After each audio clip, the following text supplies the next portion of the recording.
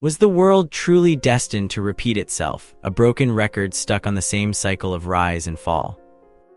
Did empires glittering with gold and choked with ambition always crumble beneath the weight of their own grandeur? And could a single, seemingly insignificant request for recognition truly unravel a dynasty? The air in Kaifeng, the Song capital, hung thick with the scent of jasmine and the nervous energy of a court perpetually teetering on the edge of a precipice. Emperor Renzong, a man more comfortable with scrolls and poetry than with the clang of steel, stared out at the meticulously sculpted gardens, a landscape mirroring the fragile peace he desperately sought to maintain. 50 years. 50 years since the Western Xia, a rising tide of Tangut warriors, had tested the Song's defenses, demanding a legitimacy it refused to grant. 50 years of tribute, of uneasy compromises, of a constant, low-level thrum of anxiety along the western frontier. Now another tremor shook the foundations of his empire.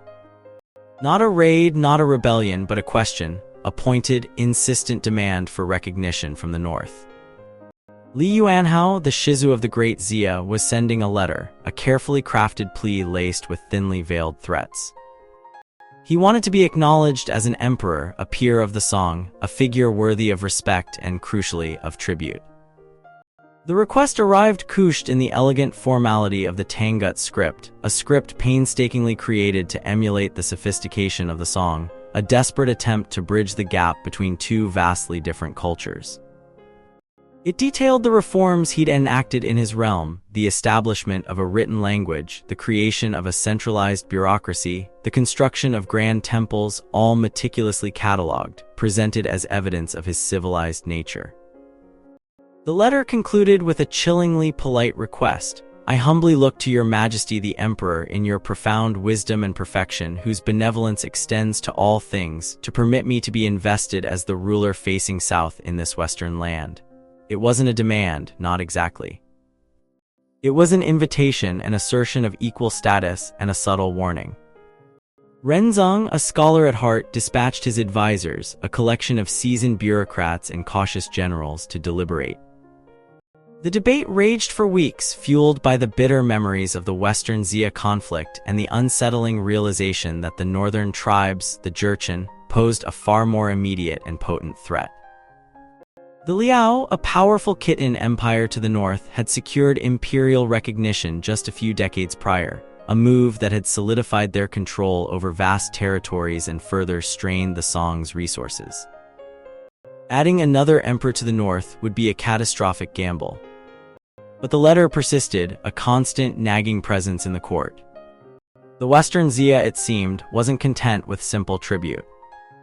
He wanted something more, a seat at the table of the empire, a recognition that echoed through the halls of power, and perhaps more worryingly, he wasn't alone. Meanwhile, across the Yellow River, a different kind of transformation was underway. The Song's military, once a symbol of efficiency and discipline, was slowly decaying. Years of peace had bred complacency, a reliance on outdated tactics, and a shortage of experienced officers. The army's ranks were filled with conscripts, young men lacking the training and the grit of seasoned veterans. The famed Song crossbows, once the terror of the battlefield, were becoming obsolete, replaced by cumbersome, inefficient designs. Yet amidst this decline, a spark of innovation ignited. A group of scholars commissioned by the emperor embarked on a monumental undertaking, the creation of Wuzhongxiao, a comprehensive treatise on military strategy and technology. Within its pages, they meticulously documented the secrets of warfare, from the construction of siege engines to the intricacies of naval combat. And most remarkably, they unearthed the lost knowledge of gunpowder, a volatile mixture of charcoal, sulfur, and saltpeter capable of unleashing devastating explosions. The Wuzhongxiao wasn't just a military manual, it was a declaration of intent, a testament to the Song's determination to reclaim its martial prowess. But the seeds of destruction were already sown. As the Song poured its resources into military reform, the Jurchen, a nomadic people from the north, were consolidating their power. Driven south by a succession of harsh winters and a growing population, they formed a formidable alliance under the leadership of the Wanyan clan. These weren't the wild, untamed tribes of legend. They were organized, disciplined warriors, skilled horsemen who moved with the speed and ferocity of a desert storm. The first skirmishes occurred along the border, small raids and border clashes that quickly escalated into full-blown warfare. The Jurchen, unlike the Western Xia, weren't seeking legitimacy. They simply wanted land, resources, and a place to call home. They attacked with relentless fury, exploiting the Song's weaknesses and overwhelming its defenses. The Liao, sensing an opportunity, seized the moment, launching a coordinated attack on the Song's northern frontier. The Song, already stretched thin, found itself fighting a two-front war, a desperate struggle for survival against two powerful neighbors. Then, in 1069, a new and terrifying force emerged from the shadows, the Jin. A branch of the Jurchen, the Jin had established their own kingdom in the north, skillfully exploiting the divisions among the Jurchen tribes.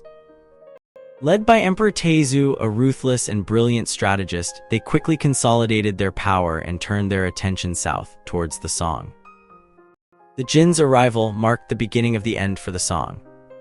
Their cavalry, renowned for its speed and agility, proved devastatingly effective against the Song's infantry. The Song's fortifications, once symbols of their strength, were systematically breached and overrun.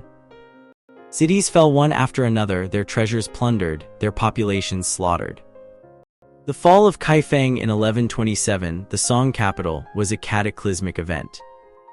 The emperor, his family, and the remnants of the court fled south, establishing a new capital at Hangzhou, but the damage was done.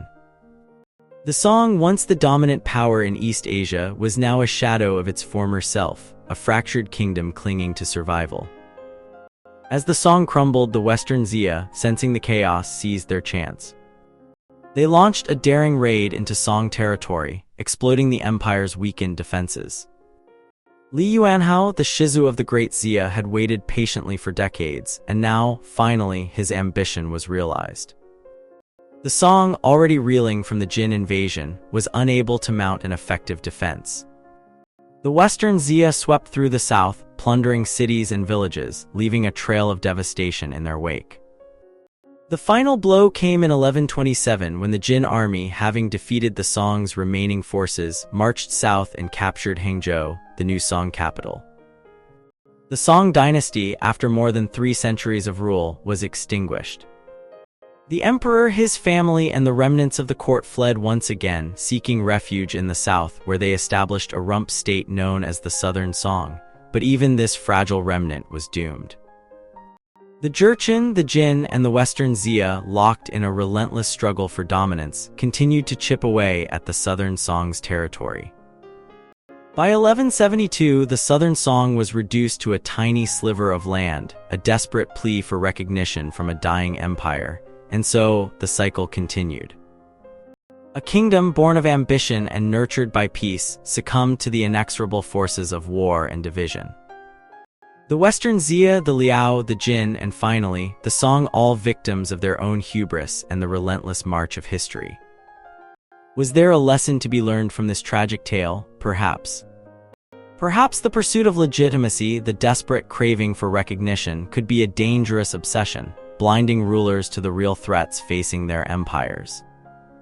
Or perhaps it was simply the nature of empires, magnificent, powerful, and ultimately destined to fade away, swallowed by the sands of time. But one thing was certain: the world would continue to turn and new empires would rise, only to repeat the mistakes of the past. The echoes of Kaifeng's fall, the scent of jasmine, and the nervous energy of a court on the brink would linger in the air, a haunting reminder of the fragility of power and the enduring allure of ambition. And now, looking back across the centuries, a final question remains. Could a single, seemingly insignificant request for recognition truly unravel a dynasty?